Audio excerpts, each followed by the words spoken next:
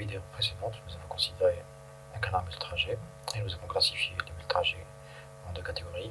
Les multitrajets qui appartiennent au même cluster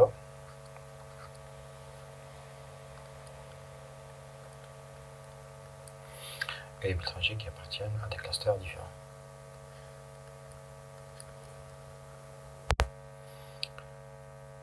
Donc en première utilisation des multitrajets, on considère que les multitrajets appartenant au même cluster.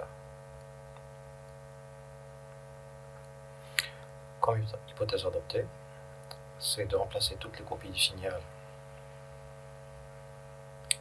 S tilde T-Toka. Ces tokas relatifs au multitrajet du même cluster sont placés par une seule copie. Ici, dans ce cas, c'est S tilde de T, c'est-à-dire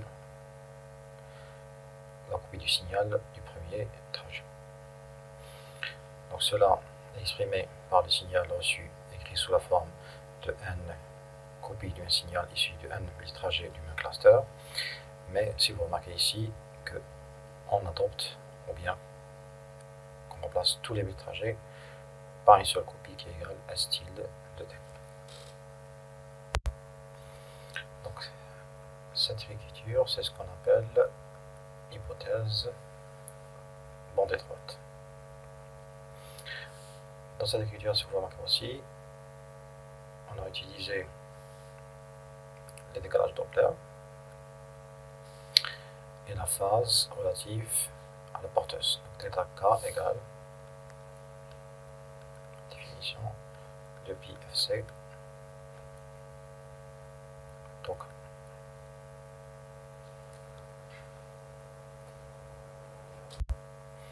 en dérivant le complexe du signal reçu R de t noté R tilde de t.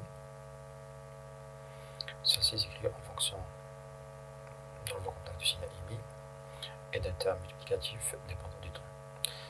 Ce terme dépendant du temps, mais cette dépendance temporelle, elle est issue du décalage Doppler. Le décalage Doppler, rappelez-vous qu'il est alimenté FTK égale la vitesse du mobile ou bien de l'émetteur,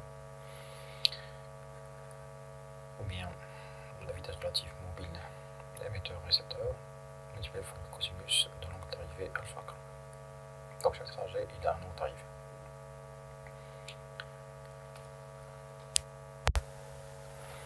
La seconde modélisation des canaux à multitrajet concerne des multitrajets appartenant à différents clusters, c'est-à-dire on ne veut pas faire l'hypothèse bande étroite. Donc dans ce cas, on ne peut pas remplacer le signal, les copies du même signal S tilde de T moins Toka par S tilde de T.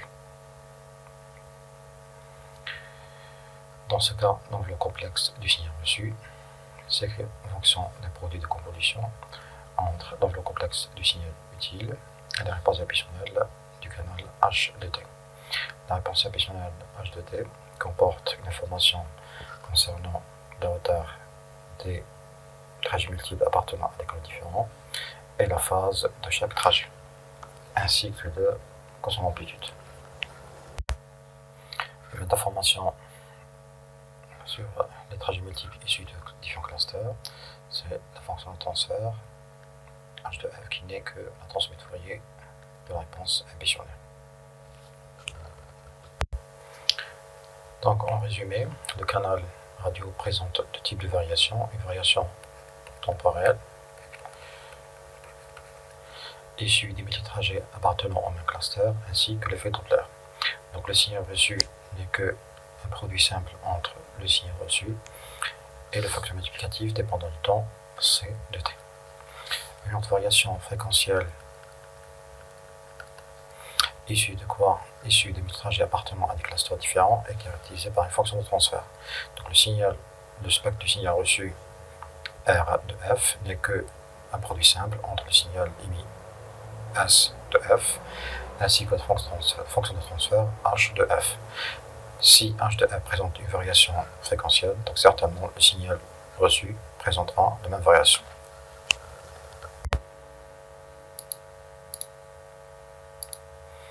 Une première première conséquence directe des multitrajets, c'est l'interférence intersymbole. Donc l'enveloppe complexe du signal émis monté S tilde de t à la réception ne sera que la somme ou bien l'addition de plusieurs copies décalées montées S tilde de t moins token. Donc la somme de plusieurs copies du même signal avec des retards différents va engendrer une déformation des symboles. Une autre façon de voir cette déformation, c'est que le fait que le symbole à l'instant ts va interférer avec l'autre symbole ts de ts. Pour une caractérisation statistique du canal radio, qui n'est qu'une déformation aléatoire du signal utile, on doit trouver un modèle qui permet de faire à la fois une modélisation de la variation temporelle du signal reçu ainsi qu'une variation fréquentielle du signal reçu. Pour cela, on va faire appel à une réponse impulsionnelle d'un système variable dans le temps, dont la variable taux qui représente le retard des trajets multiples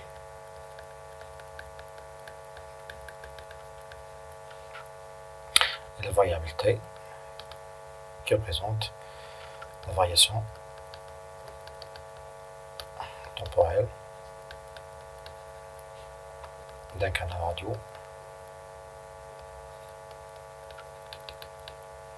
pour une transmission mobile.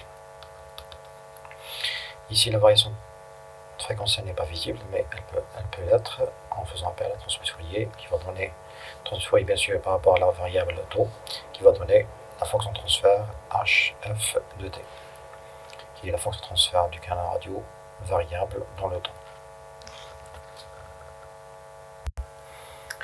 Afin de comprendre la modélisation d'un canal radio mobile, on doit décrire la réponse impulsionnelle h de t de taux t.